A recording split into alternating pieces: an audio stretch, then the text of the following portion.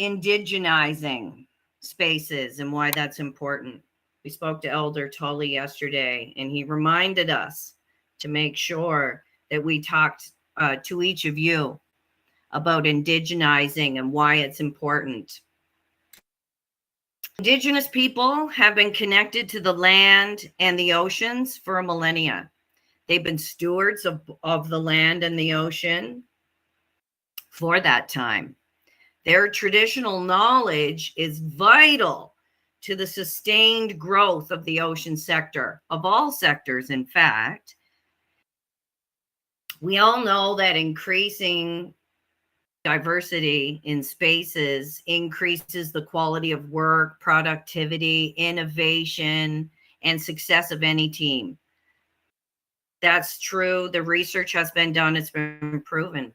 Increasing idea, Indigenous diversity, equity, and accessibility is important to create that space and place where we are innovating with additional supports that help bridge the gap to Indigenous inclusion.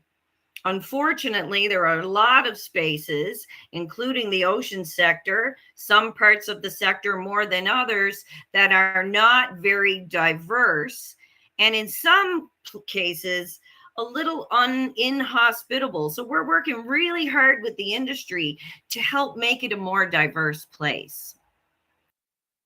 For Indigenous people in Canada, I really encourage all of you who are not from Canada to really do a little research on the Indigenous experience in Canada around truth and reconciliation. You'll learn a lot about the history, but much was taken from Indigenous people in times of colonization. And now, in times of truth and reconciliation and realizing what's happened in history and what we need to do differently in the future, we must come together to learn and appreciate the Indigenous contribution, and not just in Canada, but in other places of the globe. And a more important time to open up opportunities for Indigenous youth leaders who may not be aware of their place in the ocean sector, especially when it comes to innovation and technology. By inviting and encouraging Indigenous ocean innovators to the table, this growing community of excellence we see here today will begin to take a two-eyed seeing approach. With the Indigenous Brilliant Blue Challenge eventually, which we're working towards. Today, we have our very first Indigenous team competing from Elder Tully's territory, Mi'kmaq territory in New Brunswick, from Elsipogtog First Nation. So we're very excited. And it's the start of us, hopefully, in the year to come, having a completely Indigenized challenge. It'd be really exciting to see that and give those opportunities for Indigenous youth around the globe to come forward and share their innovation in this space. What is two-eyed seeing? I keep talking about this two-eyed seeing. You're like, what is this two-eyed seeing? If you could go to the next slide. Two-eyed seeing is the intentional act of applying two perspectives into one complementary, bigger, broader, stronger mindset. Okay? It was actually, and one of the reasons why we chose Elder Tully Paul and someone Mi'kmaq, because we have a Mi'kmaq team, and this concept comes from Mi'kmaq territory. Elder Dr. Albert Marshall actually coined the concept and phrase, and in his words, two-eyed seeing is learning to see through one eye with the strength of Indigenous knowledge and ways of knowing, and to see through your other eye with the strengths of non-Indigenous knowledge, your science, and then taking both eyes and being very intentional of applying both mindsets for the benefit of all people, for the benefit of the environment. Two-eyed seeing is action-oriented by its very nature. Two-eyed seeing is intentional, right? I use that word intentional, and that's important to remember. According to Dr. Albert Marshall, knowledge transforms the holder of that knowledge. And the holder of that knowledge has the responsibility to act on that knowledge. That's two-eyed seeing. So when we say intentional, you here today already see from both eyes. We have innovators in the ocean space. That's amazing. You know, we have to help along in Canada and create place and space for Indigenous youth to understand there is a place here at the table for you and your innovation. Come along. Indigenous knowledge reflects a way of life.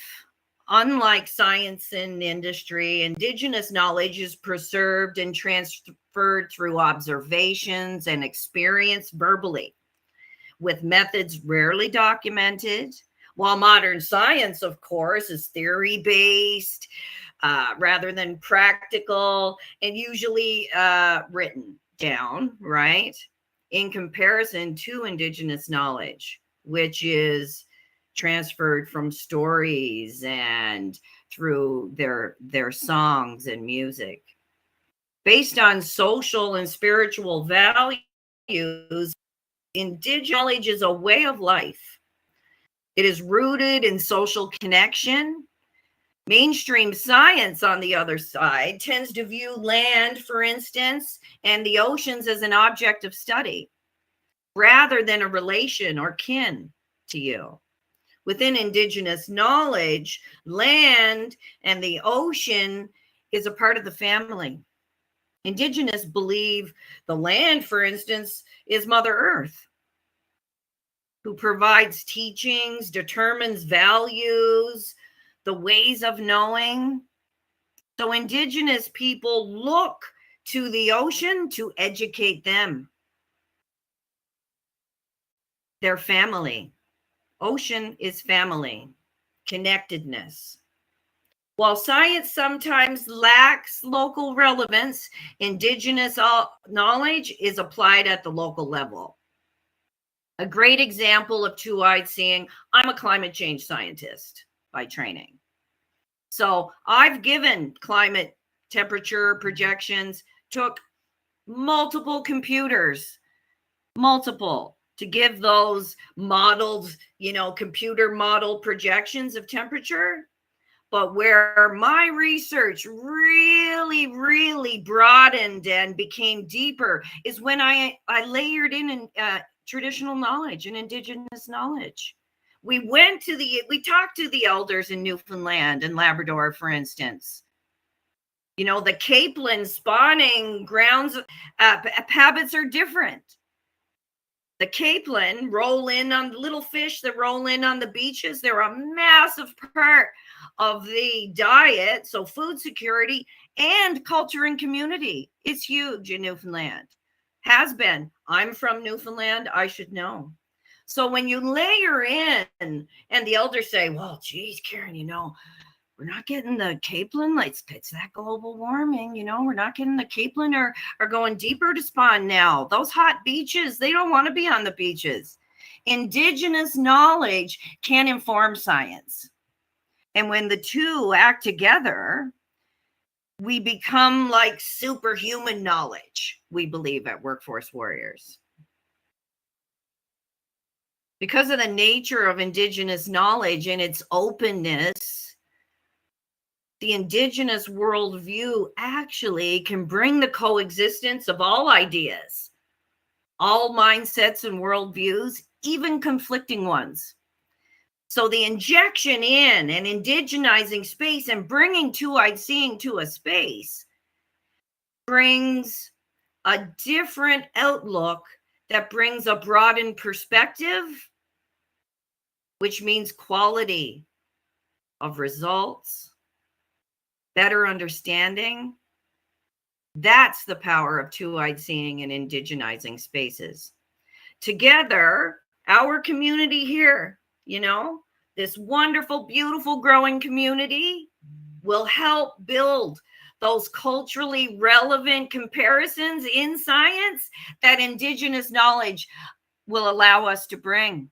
And really, at Workforce Warriors, we're tight with the Ocean Supercluster, with Cook, these industry players who also want to see us sharing and information and growing and developing and being more successful. At Workforce Warriors, we actually believe the ocean sector in this space is the place and the platform from which to explain to everyone else in all the other sectors what two-eyed seeing really means and what it means to apply that to our work.